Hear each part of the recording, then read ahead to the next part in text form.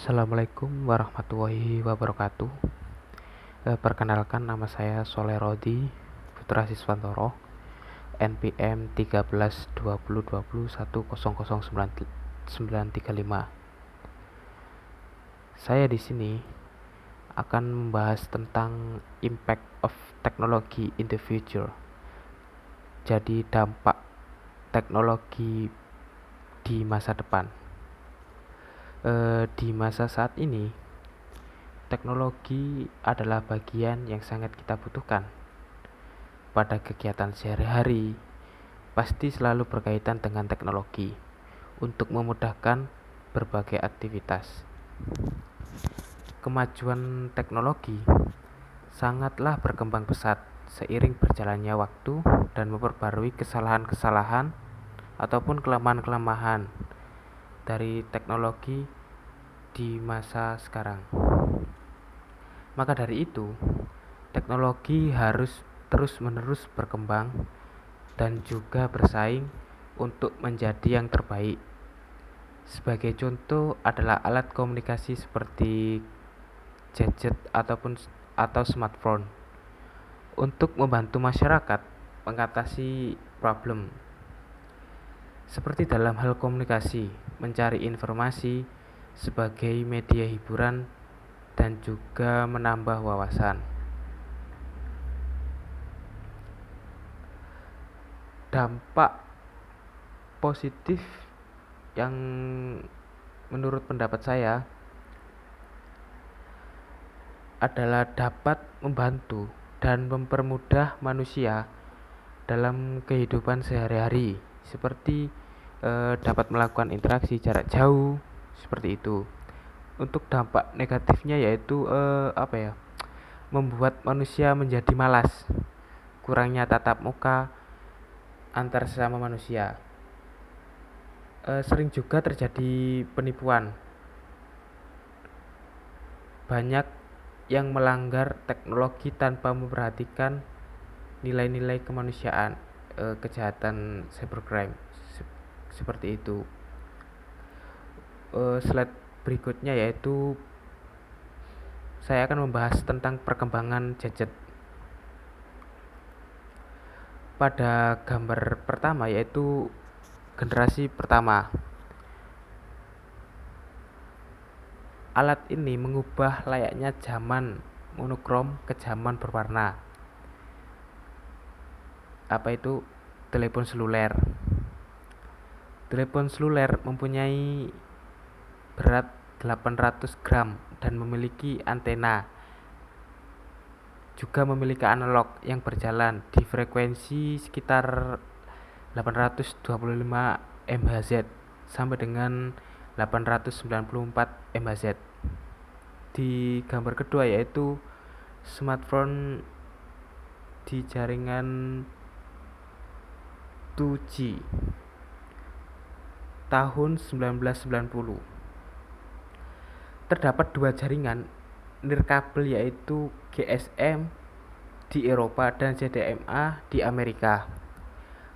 Telepon seluler pada generasi kedua ini sangat diunggulkan pada masa itu karena memiliki fitur yang canggih, di antaranya yaitu pesan suara, panggilan, dan SMS.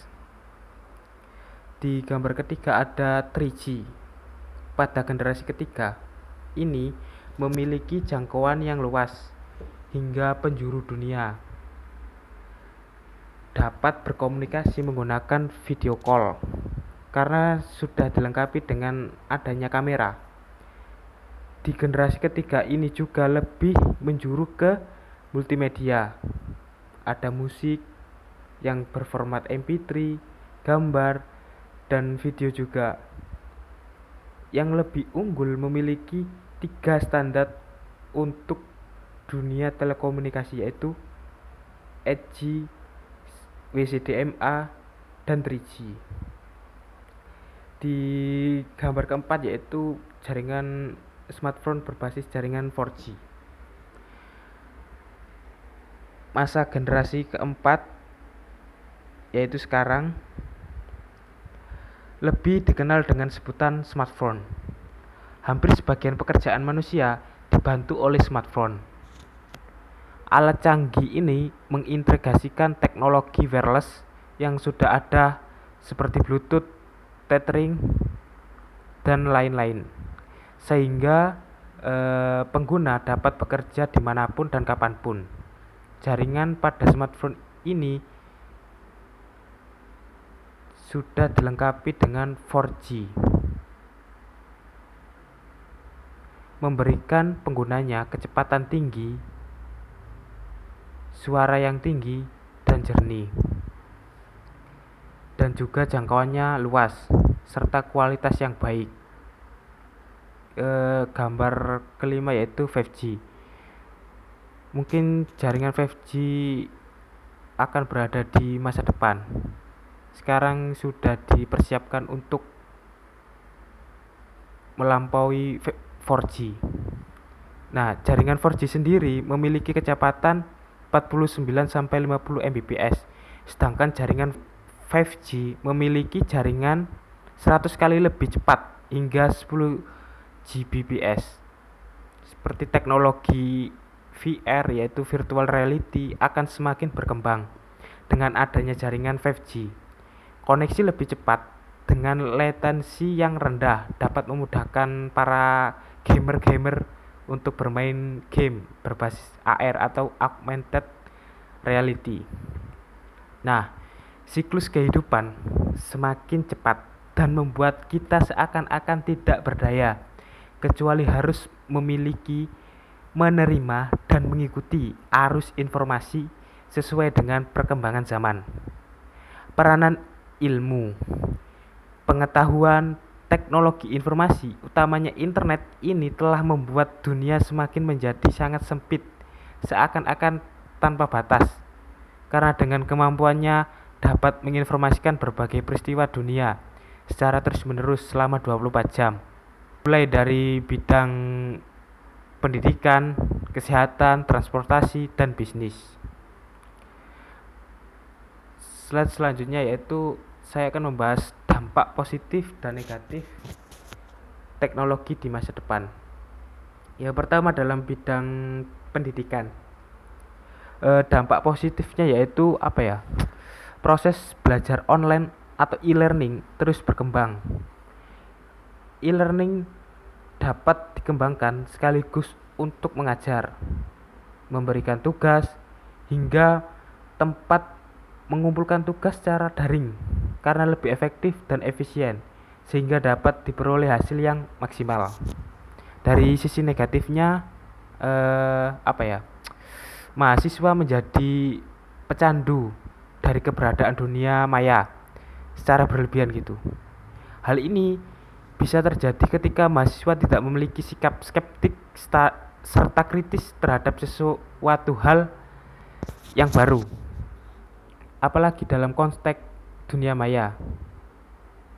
Mereka secara tidak langsung telah masuk ke dalam dunia yang over free, maka sangat penting adanya kedua sikap di atas untuk menjadi benteng ataupun filter dari segala sumber informasi yang ada. Yang kedua yaitu bidang kesehatan.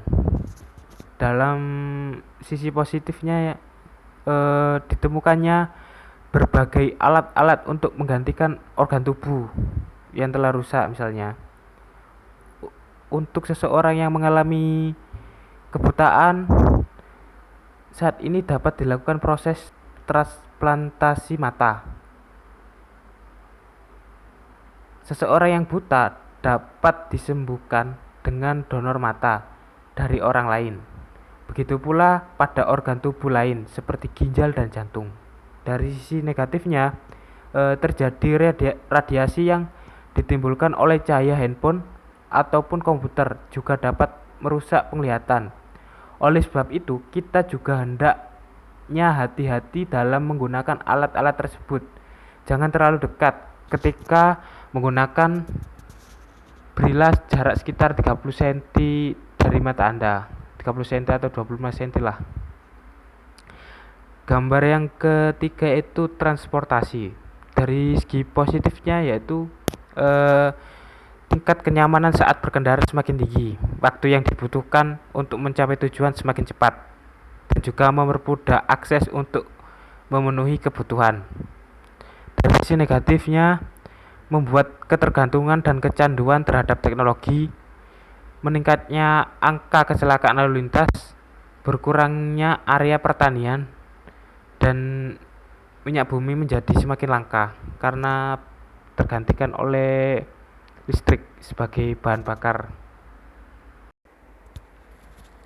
Bidang bisnis, dari segi positifnya yaitu proses komunikasi yang lebih baik. Misalnya teknologi bisnis membantu bisnis meningkatkan proses komunikasi melalui software, aplikasi seperti email, WA, Telegram, dan situs web. Mengurangi human error, misalnya adanya sensor untuk mendeteksi kualitas produk yang tersemat dalam mesin produksi, dapat mengurangi produk yang tidak lolos quality control. Memperluas pasar, misalnya menjual barang atau jasa konsumen di pasar lokal. Perusahaan berkembang dapat menjangkau pasar internasional berkat bantuan teknologi, seperti menggunakan situs web retail, cara paling umum bagi bisnis kecil untuk menjual produk di berbagai pasar ekonomi yang berbeda. Dari sisi negatifnya, terjadinya penipuan di dunia maya atau disebut cybercrime. Konsumen tertipu melalui transaksi-transaksi yang dilakukan di luar mitra kerja dengan alasan sistem pembayaran perusahaan sedang error. Hal ini menandakan bahwa sangat mudahnya konsumen daring tertipu. Padahal sudah ada peringatan untuk tidak melakukan transaksi di luar mitra perusahaan. Slide selanjutnya yaitu kesimpulan. Dengan adanya internet, kita mempermudah akses informasi, khususnya di kalangan mahasiswa, di mana mereka dapat mengakses ilmu pengetahuan di dunia pendidikan maupun bidang ilmu lainnya. Jadi, internet memiliki dampak positif dan negatif, tergantung bagaimana kita memanfaatkan teknologi informasi ini sebagai alat ilmu pengetahuan untuk menggapai kesuksesan. Terima kasih. Jika ada pertanyaan, silakan komentar di bawah ini atau hubungi saya lewat email yang sudah tertera. Saya Soleh Rodi, mohon pamit undur diri.